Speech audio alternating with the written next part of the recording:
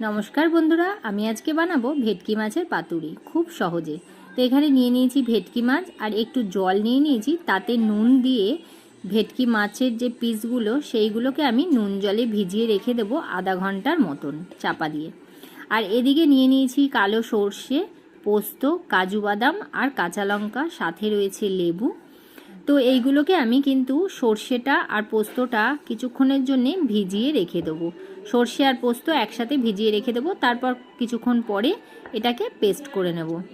তারপর আধা ঘন্টা হয়ে গেলে মাছগুলোকে তুলে নিয়ে আমি টিস্যু পেপারের মধ্যে বেশ শুকনো করতে দিয়ে দেবো, যাতে মাছের মধ্যে গায়ে কোনো জল না থাকে। সুন্দর করে টিস্যু পেপারের মধ্যে মাছগুলোকে সোপ করে নিয়ে সুন্দর করে চেপে চেপে মাছগুলোকে পুরো শুকনো করে নিতে হবে।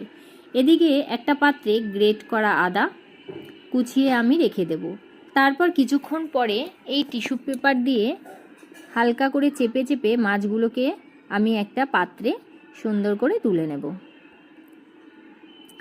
তারপরে ওপর থেকে লেবুর রস আমি এই মাছের মধ্যে দিয়ে দেব। আর লেবুর রসের সাথে যে গ্রেট করে আদা রাখা ছিল সেটাকেও দিয়ে কিছুক্ষণের জন্য ম্যারিনেট করে কিন্তু আমি আবার এটাকে চাপা দিয়ে রেখে দেব, লেবুর রসটা আর আদাটা দিয়ে। এদিকে আমি মশলাগুলোকে পেস্ট করে নেব। এখানের কাজু বাদাম, কাঁচা লঙ্কা আর সর্ষে আর পোস্ত বাটা, সাথে কিন্তু আমি একটু নুনও দিয়ে দিয়েছি, দিয়ে পেস্ট রেডি। এদিকে আমি কলা পাতাগুলোকে সেকে নিয়েছি।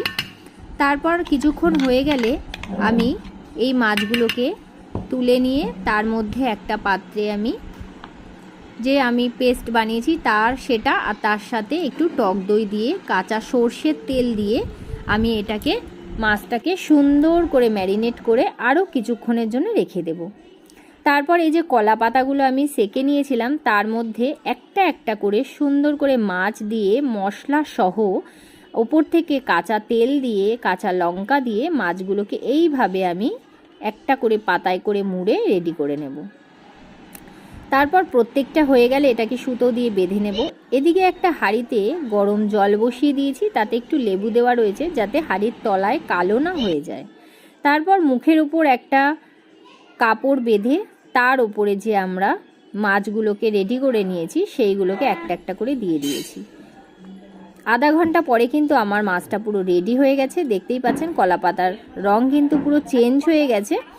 আর মাঝখানে কিন্তু একবার উল্টে দিয়ে আসতে হবে, চাপা দিয়ে রাখতে হবে।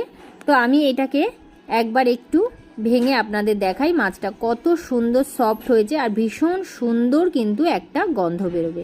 মাছটা পুরোপুরি সফট আর খেতে